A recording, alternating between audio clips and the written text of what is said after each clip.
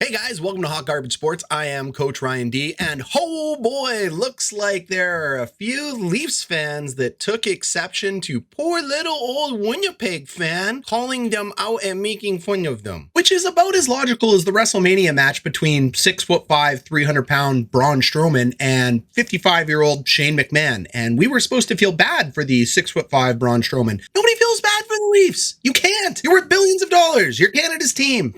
You're supposed to be a step above everybody else. I'm so sorry I hurt your feelings in the last video. And I figured just because some of you are just excellent human beings out there in Toronto, I would do a quick reaction video to Steve Dangle talking about the Winnipeg Jets. Now, I have been calling Leafs fans bandwagon shirt-tucking corporate fans for, well, a long time. And I think I want to clarify that. There are several different types of Leafs fans, but I'd like to just address two right now. The first Leafs fan has a family heritage and a dynasty based on the Leafs. You're real fans. You probably watch every game. You've been invested for your 55 years of absolute mediocrity and misery. Your dad was a Leafs fan. Your granddad was a Leafs fan. Your mom's a Leafs fan. Your dog's a Leafs fan. You're a Leafs fan. You likely never buy a $22 beer at the game. Come to Winnipeg. They're on special. 2 for $25. Yeesh. Just because that's a stupid price to pay for a beer, and you're probably all around a good fan. But I'm talking about the bandwagon fans.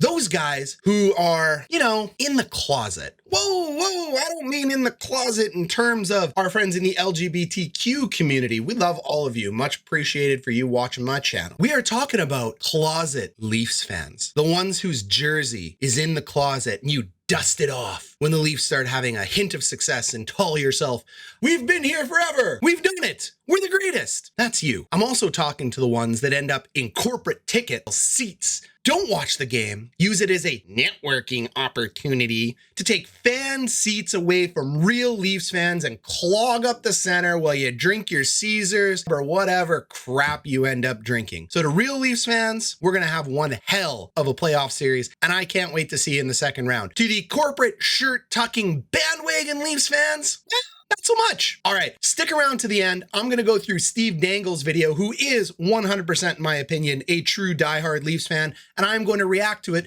because, frankly, he may be the only person in Toronto who has a semblance of a good take on this. And stick around to the end if you want to see more predictions about how I think the Jets are going to fare in the playoffs against the Leafs. Roll the intro. Here's Lemieux.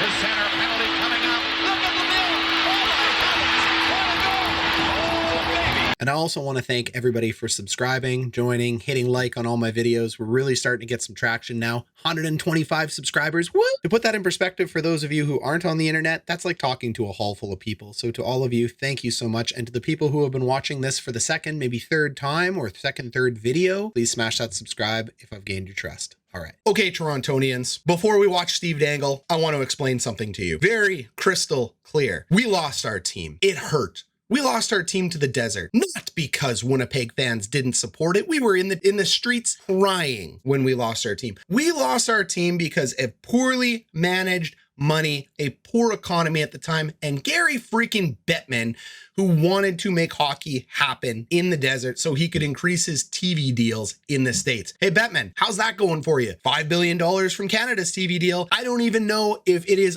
on television in the United States. $2.8 billion ESPN deal, still a streaming service. I still have friends in North freaking Dakota where it's cold who actually can't watch a game on cable. Embarrassing. Freaking ridiculous. But Leafs fans, listen, Winnipeg, we love the Jets. We don't have much to do here. We've got a fantastic ballet, if you didn't know. They were named by the Queen. We have excellent summers, the best people in the country. I mean, you gotta have a good personality to actively choose to live here. I'm saying I love all Canadians, but Winnipeggers, something special. They're tough. We deal with mosquitoes. We deal with snow. And we don't go crying away and shutting down our streets when there's one little snowstorm. No, we don't. We don't do that. We go to work because we have to. Same with school. 2 miles uphill, both ways. Winnipeg for you. Okay, the Winnipeg Jets called the Leafs dirty. We think they are. The Winnipeg Jets have gripes with the Leafs. We do. And I think Steve Dangle had a very logical, well thought out reaction to the game. Let's go check it out. It was a great game and all, but like Ehlers versus Thornton? That's just how dirty teams roll, man. They pick on the old guy.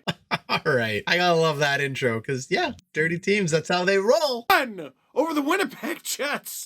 So I think I've got it all figured out. The Leafs are obviously trying to ramp up for the playoffs. Everyone is trying to ramp up for the playoffs because the playoffs are just around the corner, which is why those 2 games against the Canucks were so concerning. Yeah, but they outplayed them. They didn't outplay them like this. Now, obviously... Yeah, okay, fine. The Leafs outplayed us. I will give you that. The Canucks were a pretty unique situation. These 2 games against the Jets, though, part of my worry was that they would go in and play the same way. And I gotta tell you, I'm extremely relieved to see, no, not even close. The Jets have been a playoff team basically... Okay. Yeah. Relieved that they were pumping up for the playoffs. So far, pretty logical fans, Steve. I like this. The entire season. They've been second basically the entire season. This is the test heading into the final stretch. And the Leafs' final regular season opponent before the playoffs, the Jets. That ought to be fun. Now, there was a certain narrative heading into this game, let alone the fact that it's the number 1 and 2 team in Canada on Hockey Night in Canada. How good is that? But there was And our captain took too long of a shift and got himself benched on Hockey Night in Canada in front of his hometown. Pretty fun. As Steve will say later, carnival. The narrative,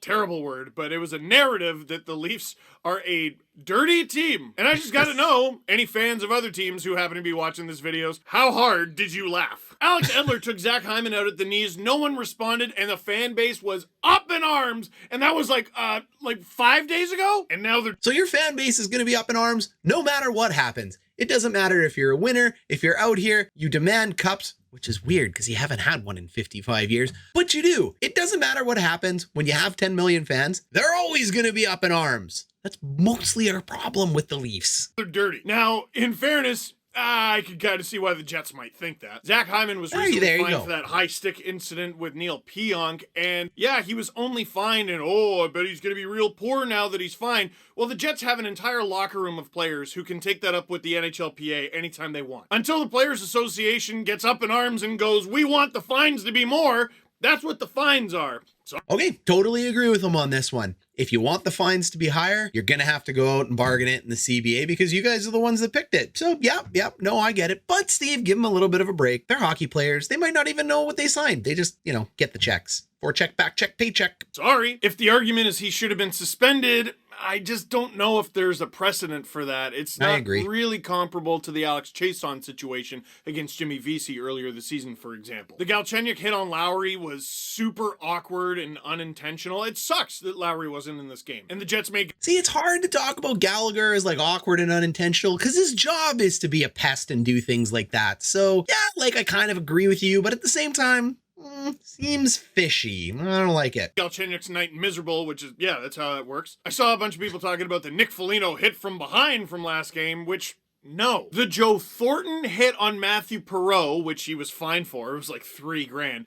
I'm not gonna lie, I'm surprised he was eligible to play in this game. Us too. Thought he'd be getting at least a game or two. Now, it wasn't as hard as other hits that we've seen, and Matthew Perreault, after going back down the tunnel, returned to the game. Maybe that was a factor, and he was penalized on the play. Maybe that. Now, it wasn't as hard as other hits that we've seen, and Matthew Perreault, after going back down the tunnel, returned to the game. Maybe that was a factor, and he was penalized on the play. Maybe that was a factor. To me, even though the impact wasn't huge, that's exactly the kind of hit that we're trying to get out of the game.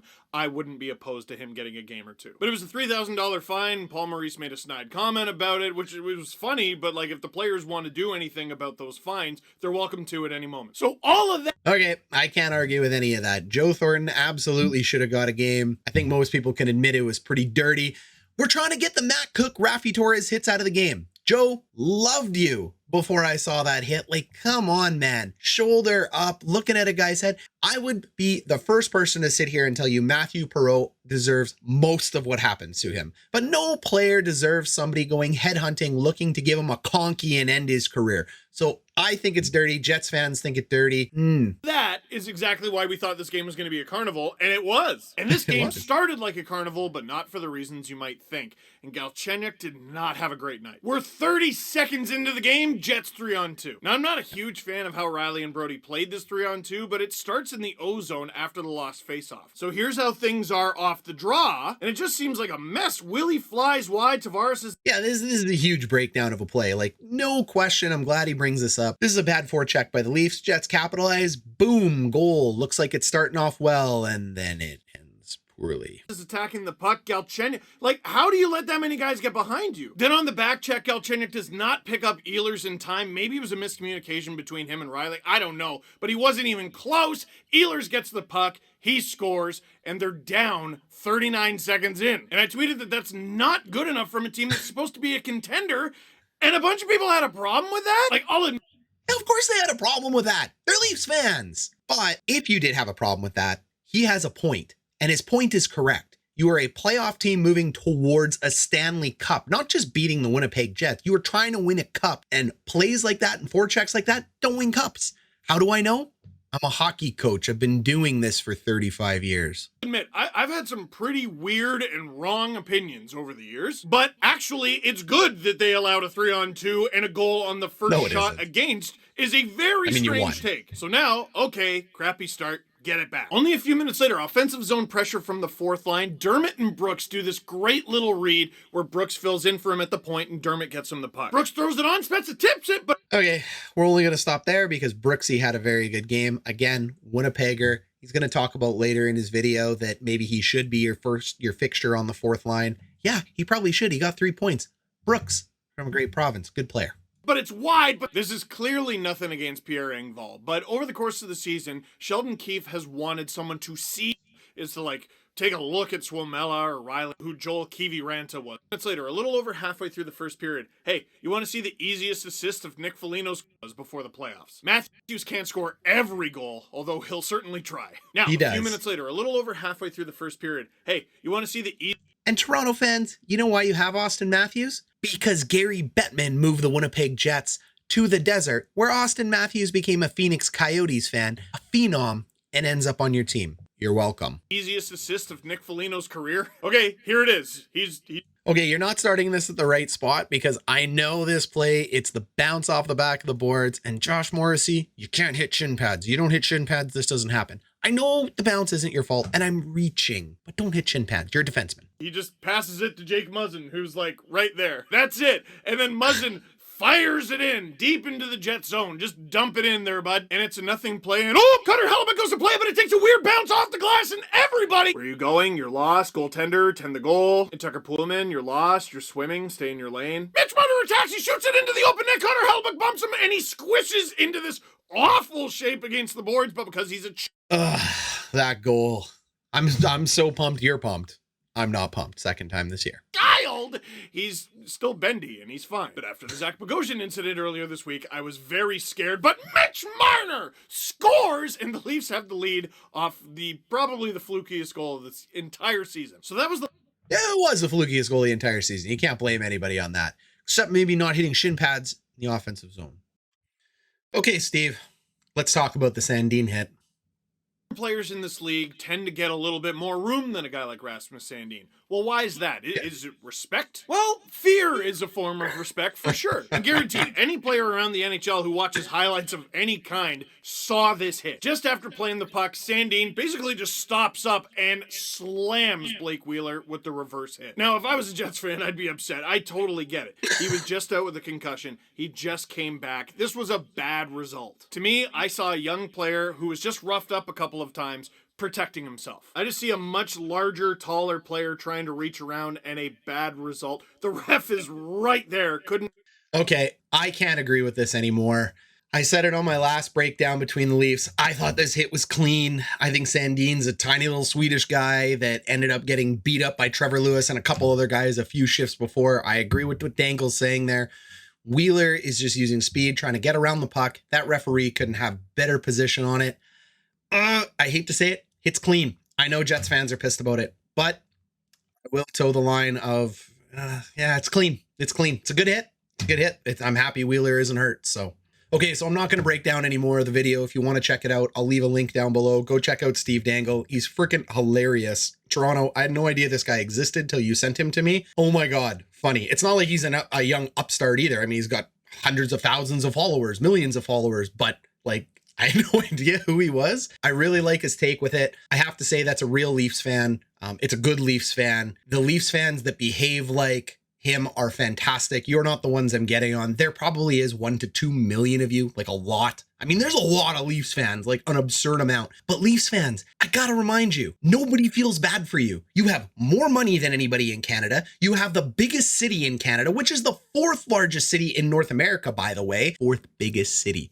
You are the hub and the center of our great country. And what did you do with it? You did 55 years of mediocrity with Canada's team, didn't put a single winner on the ice, put executives from Rogers and Bell in ownership positions so they could discuss how they could go ahead and collaborate to make sure we don't get good cell phone pricing, and then put a bunch of corporate shirt tucking bandwagon fans in the stands at $22 a beer. We're not fans. And stop picking on little old 650,000 population Winnipeg, who is just thrilled to have their team back. Real big man doing that, aren't you? Real big man picking on our city. Okay, so for the rest of those Leafs fans, the 2 million that are excellent, thanks for making your way to my channel. I really appreciate you showing up. Dangle's amazing. You guys are amazing. Hockey is fantastic. I'm going to keep ripping on the Leafs. You're going to see it. If the Jets are out, I'm going to start a playlist called Bandwagging Shirt Tucking Corporate Fans, and I'm going to break down the Leafs because it's super fun. My favorite team happens to be the Winnipeg Jets, and my second favorite team happens to be whoever is playing the Leafs. So I will be covering my favorite teams on this channel. Thank you for watching. Please hit subscribe and like. I love all of you. Have a wonderful day. Go Jets, go.